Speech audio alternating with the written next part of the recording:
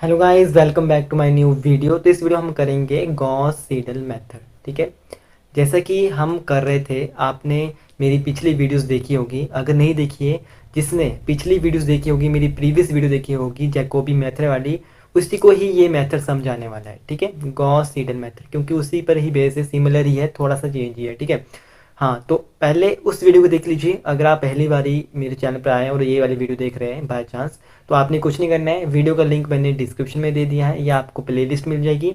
वहाँ से आपने क्या करना है, पहले जेकोबी मेथड कर लेना है। ठीक है, जैसे कि हम कर रहे थे सॉल्यूशन ऑफ लीनियर सिस्टम के दो मेथड थे, डायरेक्ट मेथड, इटरेटिव मेथड। तो डायरेक्ट मेथड हमने किया था Gauss elimination method, Gauss Jordan method. ठीक है, दो मेथड हमने किए थे। उसके बाद हम कर रहे थे इटरेशन मेथड। इटरेशन मेथड में पहला आता है आपके पास जैकोबी मेथड, दूसरा आता है आपके पास गॉस सीडल मेथड। पहला कौन सा था? Jacobi method. ठीक है, तो उसकी वीडियो मैंने बनाई हुई है ऑलरेडी। ठीक है, तो उस वीडियो को देखिएगा, फिर इस वीडियो को आप देखिएगा गॉस सीडल मेथड को, क्योंकि फिर आपको ज़्यादा समझ आएगा, ईजिली समझ आएगा, क्योंकि दोनों जो कंसेप्ट है वो सिमिलर ही है। तो इस वीडियो में आपको बताऊंगा कि कैसे आपने क्वेश्चन करना है, प्रोसीजर क्या रहेगा, स्टेप बाय स्टेप बताऊंगा, ईजी वे में बताऊंगा। तो अच्छे से देखिएगा, वीडियो को ध्यान से देखिएगा। बाकी सारे क्वेश्चन भी इसी तरह है, सिमिलर है। प्रैक्टिस खुद कीजिएगा। ठीक है, अगर कहीं डाउट आएगी, कहीं भी कहीं कुछ प्रॉब्लम आएगी, तो आप मुझे फॉलो कर सकते हैं हमारे टेलीग्राम चैनल पर, साथ में मुझे कमेंट भी कर सकते हैं। इसके साथ अगर आपने प्रीवियस ईयर क्वेश्चन पर डाउनलोड करना चाहते हैं, तो हम मेरी वेबसाइट है, ठीक है, उसका लिंक मैंने डिस्क्रिप्शन में दे दिया है। वहाँ से आप जाके एक बार विजिट कीजिएगा।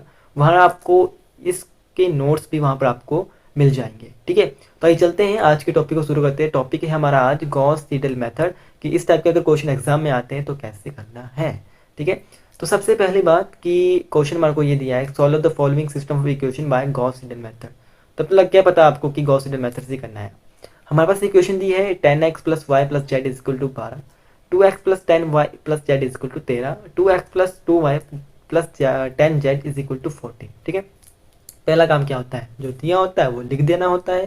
ठीक है, तो गिवन सिस्टम ऑफ इक्वेशन, ये पूरा एक सिस्टम है, उसकी ये इक्वेशंस है। आपने प्रीवियस वीडियो देखी होगी तो आपको इजीली समझ आ जाएगा। ठीक है, ये है उसका। तो ये दो तीन लाइनें हैं जो रटनी है। ठीक है रटनी क्यों है, समझ कर करना है। ये प्रोसीजर में जब आप प्रोसीजर करेंगे ना क्वेश्चन का, तो मैंने प्रोसीजर इसलिए नहीं करवाया नहीं, क्योंकि मैं क्वेश्चन में आपको बता दूंगा कि क्या प्रोसीजर रहेगा, कैसे मेथड को अप्लाई करना है। ठीक है, तो लाइन लिखनी है, the given system of equation as a diagonal system, so convergence of Gauss Seidel method is assured, rewriting the equation. फिर हमने रीराइटिंग द इक्वेशन। अब देखिए, मैं बोल रहा हूँ बारी बारी, जिसने मेरी प्रीवियस वीडियो नहीं देखी है, यानी कि जिसने मेरी जैकोबी जैकोबी वाला जो वीडियो है वो नहीं देखा है, उसको देख लीजिए, फिर इस वीडियो को देखिएगा, तब आएगा मजा देखने का। मैं बोल रहा हूँ, ठीक है, क्योंकि ये सिमिलर ही है, पूरी तरह से पूरा का पूरा सिमिलर ही है क्वेश्चन, बस थोड़ा सा चेंजिंग है, थोड़ा सा मतलब थोड़ा सा। ठीक है, तो रीराइटिंग द इक्वेशन।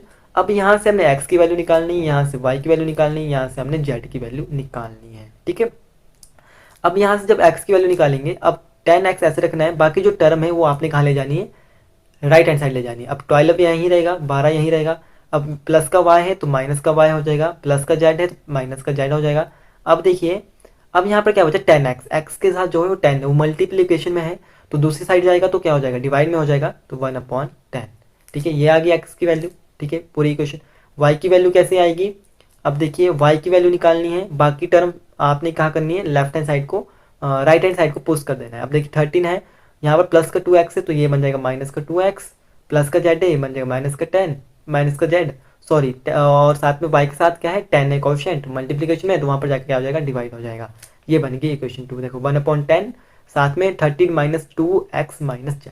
अब देखिए z की वैल्यू यहाँ से निकाली है। अब z की वैल्यू यहाँ से निकाली है, इन्होंने थोड़ा सा इसको सिंप्लीफाई कर दिया है कैलकुलेशन को ज़्यादा ना करने के लिए। अब देखिए यहाँ पर इन्होंने या 2 से डिवाइड कर दिया है, या आप इन्होंने यहाँ पे 2 से 2 कॉमन ले लिया है। दोनों मेथड ठीक है। आप 2 को यहाँ से कॉमन ले जाएंगे तो क्या बचेगा, x बचेगा, y बचेगा, यहाँ पर 5 बचेगा। ठीक है, यानी कि x बचेगा, y बचेगा, 5 बचेगा, और यहाँ पर 7 बचेगा। ठीक है, अब देखिए यहाँ पर इन्होंने 2 कॉमन नहीं लिया, अब डिवाइड किया। अब ध्यान से देखिए कि कॉमन क्यों नहीं लिया, अगर कॉमन लिया होता तो यहाँ पर बाहर 2 बचता। ठीक है, तो इन्होंने क्या किया है, डिवाइड कर दिया है 2 को, इस वाली इक्वेशन को 2 से डिवाइड कर दिया, तो क्या बचा, अब देखिए, जब इस वाली इक्वेशन को 2 से डिवाइड करेंगे तो ये बचेगा 2x plus y plus 5z is equal to 7। ठीक है, ये बनी इक्वेशन।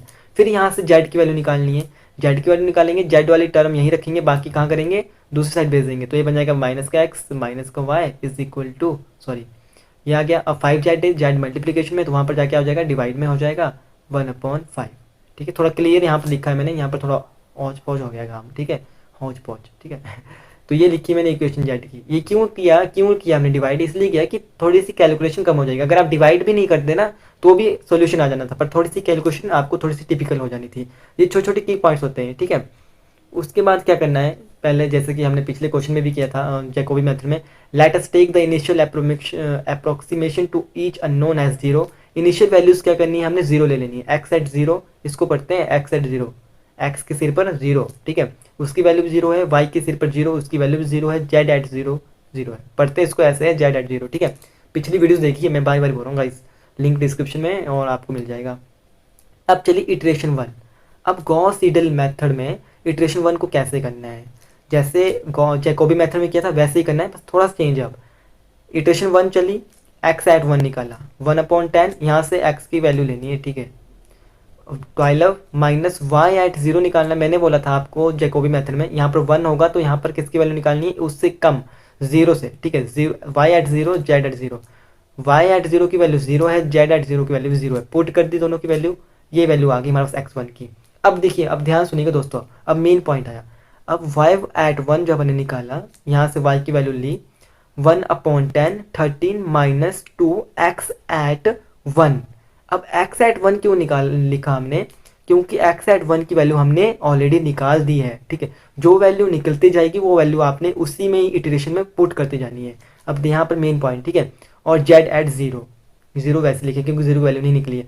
अब मैं आपको थोड़ा सा फ्लैशबैक में ले जाता हूँ कि हमने जैकोबी मेथड में क्या करते थे। जैकोबी मेथड में कुछ नहीं करते थे, जैकोबी मेथड में सिर्फ हम यहाँ पर क्या लेते, 2x at zero minus Z at zero, zero ही लेते थे ना। जब इटरेशन टू चलती थी तो x एट टू, बाकी इक्वेशन में हम क्या करते थे, x एट वन, एक कम ले लेते थे, ठीक है। जिन्होंने देखी होगी मेरी जैकोबी वाली वीडियो, उनको इजीली समझा रहा होगा, ठीक है, तो इसको देख लीजिएगा। अब यहाँ पर हमने जेड एट जीरो ले ली, एक्स एट वन की वैल्यू इसलिए पुट की क्योंकि हमने ये वैल्यू निकाल दी है। अब यहाँ पर आपने क्या करना है, 13 minus two into x at one की वैल्यू जो निकली, ये निकली ना एक्स एट वन की वैल्यू, ये आपने पुट कर देनी है, सॉल्व करना है, वैल्यू ये आ जाएगी। अब देखिए जेड एट वन निकालना है, यहाँ से इटरेशन तब खत्म होगी जब तीनों की वैल्यू निकलेगी। जेड एट वन 1/5, ठीक है, 5 है। 7 माइनस, अब एक्स एट वन की वैल्यू निकल गई है, वाई एट वन की वैल्यू निकली है, तो आपने x at one, y at one, value दोनों की वैल्यू पुट कर देनी है और वैल्यू जो भी आएगा सॉल्व करके वो वैल्यू यहाँ पर लिख देनी है। ये वैल्यू सही होनी चाहिए तभी अगली वैल्यू सही निकलेगी, ठीक है। अब देखिए इटरेशन टू जब करेंगे तो आपको पूरा समझ आ जाएगा। इटरेशन टू चली तो क्या करना है, एक्स एट टू निकालना है, ठीक है। एक्स एट टू, जब भी इटरेशन थ्री चलेगी तो एक्स एट थ्री, ठीक है, यहाँ पर उसके अकॉर्डिंग चलेगा, इटरेशन के अकॉर्डिंग। 1/10, 12 माइनस, अब देखिए वाई एट वन की वैल्यू भी है, एक्स एट वन की वैल्यू भी है, जेड एट वन की वैल्यू भी है, तो वाई एट वन लिखा, जेड एट वन भी लिखा, ठीक है। सॉल्व किया, वैल्यू पुट की, ये आ गया हमारे पास वैल्यू। अब देखिए वाई एट टू, जब हम वाई एट टू निकालेंगे तो वैल्यू लिखी 1/10, 13 minus two x two, two x at two, क्योंकि एक्स एट टू की वैल्यू हमने निकाल दी है तो यहाँ पर एक्स एट टू आएगा माइनस जेड एट वन, ठीक है। जेड एट वन की हमने यहाँ से वैल्यू निकाली हुई है ऑलरेडी। अब हम क्या करते थे, फिर से मैं आपको फ्लैशबैक ले जाता हूँ। जैकोबी मेथड में हम क्या करते थे, जब इटरेशन टू करते थे तो वाई एट टू, जो भी इसकी इक्वेशन में जो भी वेरिएबल्स रहेंगे उसको हम क्या लिखते थे, x at one, y at one. जो भी पिछली इटरेशन में, पहली इटरेशन में एक्स एट वन की वैल्यू होगी, वाई एट वन की वैल्यू होगी, वो पुट करते थे। पर इसमें ऐसा नहीं है, इसमें क्या करना है, जो इटरेशन हम कर रहे हैं, जो वैल्यू निकल रही है उसी इटरेशन में पुट कर देनी है। एक्स टू की वैल्यू निकलेगी तो यहाँ पर एक्स एट टू भरना है। अब जब हम जेड एट टू निकालेंगे तो जेड एट टू में देखिए एक्स एट टू की वैल्यू भी है, वाई एट टू की वैल्यू भी है, तो वो वाली वैल्यू पुट कर देनी है। वैल्यू एक्स एट टू की वैल्यू कहाँ से पुट करनी है, ये जो आई है, ठीक है। वाई एट टू की वैल्यू कहाँ से पुट करनी है, जो यहाँ पर ये आई है, ये वैल्यूज पुट करनी है, सॉल्व करना है, आंसर आ जाएगा। इस तरह से जब हम इटरेशन थ्री की बात करेंगे, इटरेशन थ्री में इक्वेशन लिखिए x at three, y at two, x three से कम कौन सी है, वाई एट टू, ठीक है। ये देखिए हमने एक्स एट टू की वैल्यू निकली हुई है, वाई एट टू की वैल्यू निकली हुई है, वैल्यूज पुट करनी है पिछली वाली इटरेशन से, सॉल्व करना है, आंसर आ जाएगा। अब वाई एट थ्री की वैल्यू जब हम पुट करेंगे, वैल्यू जब लिखेंगे तो एक्स एट थ्री, क्योंकि एक्स एट थ्री की वैल्यू हमने ऑलरेडी निकाल दी है, जो वैल्यू निकलेगी वो आपने अगले इटरेशन अगली वैल्यू में पुट कर देनी है, और जेड एट टू वैसे लिख देना है। उसके बाद वैल्यूज पुट करनी है, एक्स एट थ्री की वैल्यू यहाँ से पुट करनी है, ठीक है, यहाँ से पुट करनी है इसमें, फिर उसके बाद वैल्यूज पुट की, सॉल्व किया, आंसर आ गया। इस तरह से जेड एट 3 की वैल्यू निकालनी है, एक्स एट 3 की वैल्यू ऑलरेडी निकली हुई है, वाई एट 3 की वैल्यू निकली हुई है ऑलरेडी। तो क्या करना है, एक्स एट 3 की वैल्यू यहाँ पर पुट करनी है, वाई एट 3 की वैल्यू, मतलब उस वेरिएबल के साथ वही लिखनी है जो वैल्यू निकल जाएगी ना एक्स एट 3, तो वेरिएबल की क्या वैल्यू निकालनी है, एक्स एट 3। ठीक है, ये क्वेश्चन इसी उसी को समझाएगा जिसने मैं बारी बारी बोल रहा हूँ कि जैकोबी मेथड को देख लेना एक बारी, अगर नहीं देखा है। सॉल्व किया, आंसर आ गया। अब कब तक करते जाना है ये इटरेशन, कब तक वैल्यू निकालते जानी है, जब तक रिपीटेड टर्म नहीं आ जाती, रिपीटेड वैल्यूज नहीं आ जाती है। अब हम जब इटरेशन 4 करेंगे, अब देखिए इटरेशन 4, एक्स एट 4 निकालेंगे, वाई एट 3 की वैल्यू दी हुई है हमारे पास, जेड एट 3 की वैल्यू हमने निकाली हुई है, वाई एट 3 की वैल्यू पुट करनी है, जेड एट 3 की वैल्यू पुट करनी है, वैल्यूज आ गई 1.0000। वाई एट 4 की वैल्यू जब हमने निकाली सेम वैसे रहेगा, एक्स एट 4 की वैल्यू निकाली हुई है तो एक्स एट 4 की वैल्यू यहाँ पर पुट करनी है, जेड एट 3 की वैल्यू पुट करनी है क्योंकि निकाली हुई है। ठीक है, उसके बाद 1/10 वैल्यूज पुट करनी है, ये आंसर आ जाएगा। इसी तरह से जेड एट 4 की वैल्यू हमने क्या करना है, एक्स के एट 4 की वैल्यू निकाली हुई है, वाई एट 4 की वैल्यू निकाली हुई है, वही पुट कर देनी है। जो वेरिएबल्स होगा बस वही टर्म यहाँ पर लिख देनी है, साथ में जो वैल्यूज निकलती जा रही है उसकी वैल्यूज पुट करते जानी है, कैलकुलेशन करनी है आगे। अब देखिए ये वैल्यू जो है वो सेम आ चुकी है। अब देखिए इसको जब हम राउंड ऑफ करेंगे तो ये भी यही बन जाएगा 1.000। ठीक है, ये बन जाएगा 1.000 जब हम इसको राउंड ऑफ करेंगे।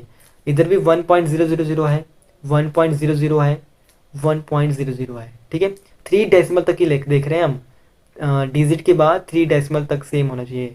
अगर क्वेश्चन में बोल रहा है कि 4 डिजिट तक देखना है तो डेसिमल के बाद 4 डिजिट सेम होने चाहिए। ठीक है, 4 डिजिट, पर क्वेश्चन में नहीं बोला है तो आपने 3 डिजिट तक ही जाना है। डेसिमल के बाद 3 डिजिट जो रहेंगे वो सेम होने चाहिए अगली इटरेशन में।